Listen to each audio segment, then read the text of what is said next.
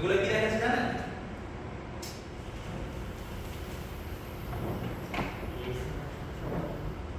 ক্যাবেলের সমস্যা। Loose connection.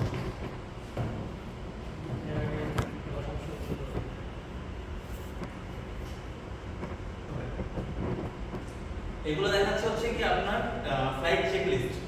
আপনার এয়ারক্রাফটে যে আকাশে উড়বে, উড়ার আগে হচ্ছে কি এইখানে আপনার এসে আপনার এয়ারক্রাফটের হচ্ছে কি হেলথ এন্ড কি কি প্রবলেম আছে সেটা ফাইন্ড আউট করে আপনাকে দেখতে হবে।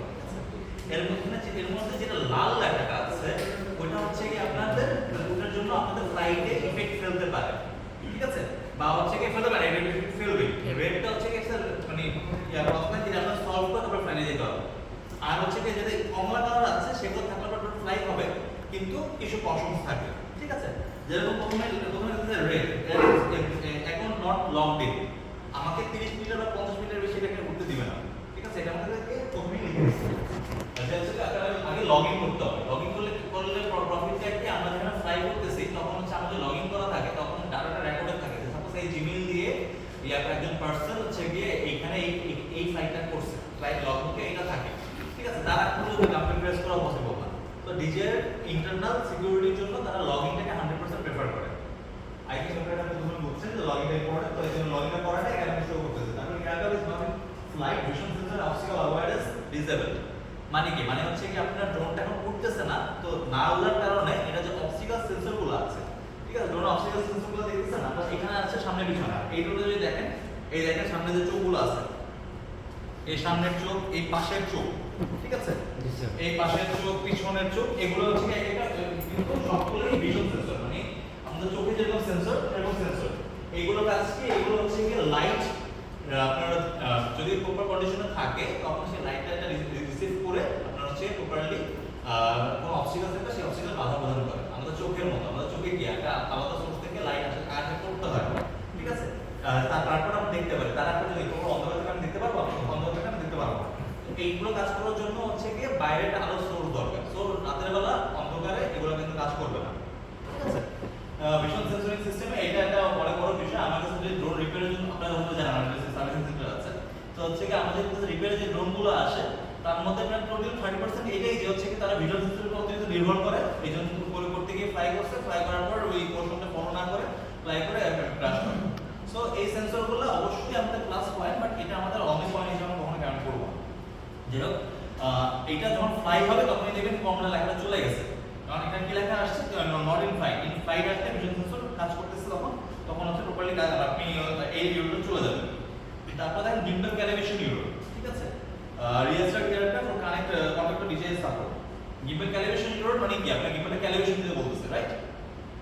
জি, ক্যালিব্রেশন দিলে এই প্রবলেম সলভ হয়ে যাওয়ার কথা, কিন্তু আমার এর জন্য হবে না। কারণ হচ্ছে কি ডিজাই এর একটা সিস্টেম আছে, আপনার যদি এটা কোনো মডিউল চেঞ্জ করা হলে সেটা একটা ইউরো শো করে। যেমন এই ড্রোনটা কিন্তু ক্রাশ করেছিল এন্ড এটার গিম্বল মডিউলটা আমি রিপ্লেস করেছি, অন্য একটা ড্রোন থেকে করে লাগিয়েছি, ঠিক আছে। এই যে লাগানোর পরেই আপনি ইউরো ড্রোনটা চলে আসছে।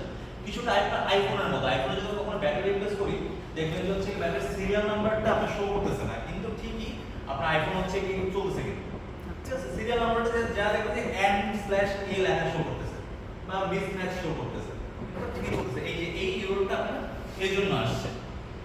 তাহলে possible gimbal adaptive euro same জিনিস, আপনার হচ্ছে গিম্বলে রিপ্লেস করা হয়েছে এই জন্য আসতেছে। আর হচ্ছে কি ক্যামেরা ইজ নট ক্যালিব্রেটেড, এটাও সেম। আর লাস্টটা দেখেন স্যাটেলাইট পজিশনিং সিগন্যাল উইক, ঠিক আছে। এটা হচ্ছে কি আপনার বেসিক্যালি আমরা যে রুমের ভিতরে আছি এখানে তো স্যাটেলাইট প্যাক পাচ্ছি না, রাইট? না, রুমের ভিতরে স্যাটেলাইট প্যাক, ঠিক আছে। আমাদের বাইরে যদি যাই তখন দেখেন স্যাটেলাইট পেয়ে গেলে তখন এই রুটটা চলে যাবে।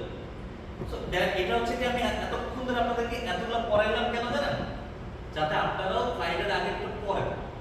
এইটা যদি পরে আপনি একটু বোঝার চেষ্টা করতে পারেন তাহলে আপনার ড্রোনের অর্ধেক বোঝা শেষ হচ্ছে। আচ্ছা ঠিক আছে, কি কি সমস্যা আছে আমার ড্রোনে। এইটাই বেশিরভাগ পাইলট যারা নতুন নিজের টাকা দিয়ে ড্রোন কিনে গরম থাকে যে আমি 70,000-80,000 টাকা খরচ করে ড্রোন কিনছি, এগুলো থেকে তাকে না। তার পাশে দেখেন লাল কালার লেখা আছে, দেখছেন? হ্যাঁ, আমি কিভাবে উড়াবো এইগুলো তো প্রশ্নগুলোতে লিখতেছে, ডিজাইন তো ফাও লিখতেছে না। এখানে কোনো একটা কোশ্চেন দিয়ে দিয়েছে, ঠিক আছে। ওই কোশ্চেনটা দিয়েছে দেখে কিন্তু আমরা দেখেন এটা ডিসকাউন্ট হয়ে গেছে। এই ড্রোনের ভিতরে হচ্ছে আপনার কুলিং সিস্টেম নাই। কুলিং সিস্টেম না থাকার কারণে এটা হচ্ছে কিছুক্ষণ চালু হওয়ার পরে, মানে আপনার কুলিং ফ্যান না থাকার কারণে কিছুক্ষণ চালু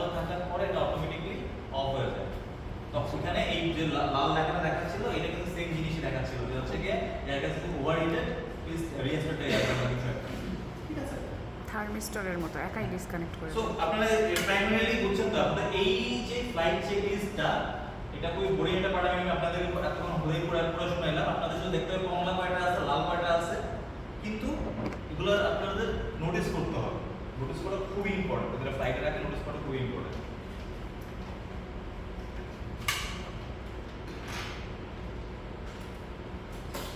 সো এরপরে দেখেন হচ্ছে এখানে ডট গুলো আছে, ঠিক আছে? এখানে এক একটা কাজ আমি সেদিন আপনাদের সাথে শেয়ার করেছিলাম, সেদিন আপনাদের সাথে শেয়ার করেছিলাম, আজকে আপনাদের একটা রিমাইন্ডার দিই। আসছে মনিটরে, আসছে কানেক্ট হয়নি।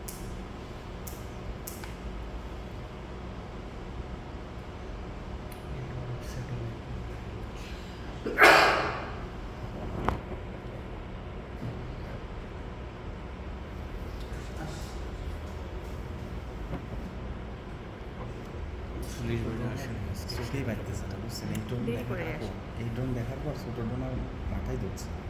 এগুলো 11টা একটু পড়া যায়, 11:45 পর্যন্ত আমরা হচ্ছে এখানে থাকবো, তারপর আমরা ফিল্ডে চলে যাবো। চার্জ হয়ে যাবে। আচ্ছা, সো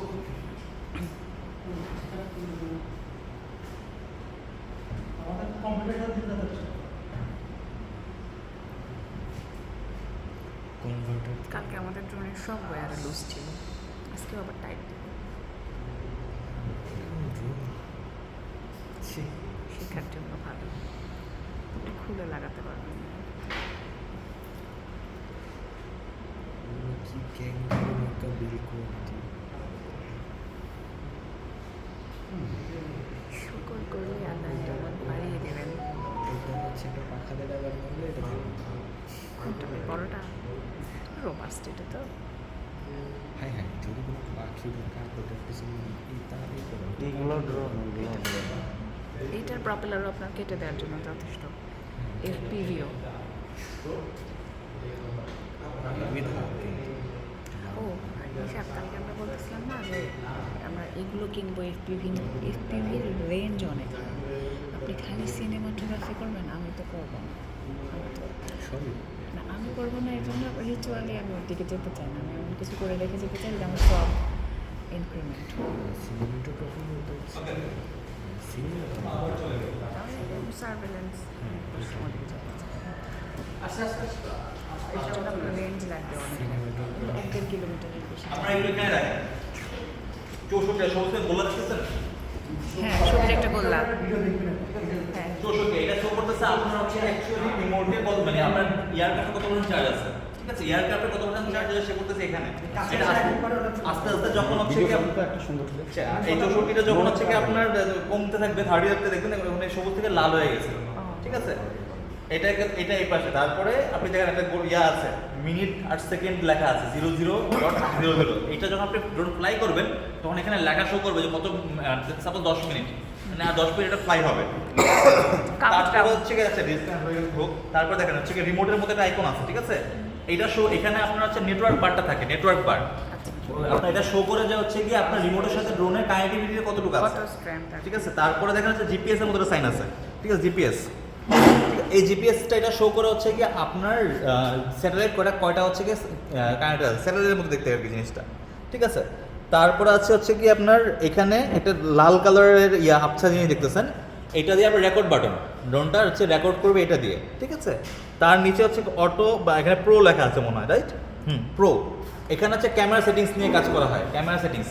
আপনার হচ্ছে ক্যামেরাতে আমরা জানি হচ্ছে কি আইএসও আছে, শাটার আছে, তারপরে অ্যাপেচার আছে, এগুলো নিয়ে হচ্ছে কি আপনারা আপ ডাউন করে আপনারা নিজেদের সুবিধা মতো, হ্যাঁ আপনাদের হচ্ছে কি ফটো প্রোফাইল আপনি সেট করতে পারবেন। সেটা এখানে ফ্লোতে যেতে পারেন, অটো দিয়ে রাখলে তো অটোমেটিক নিজের মধ্যে অ্যাডজাস্ট করে নেবেন।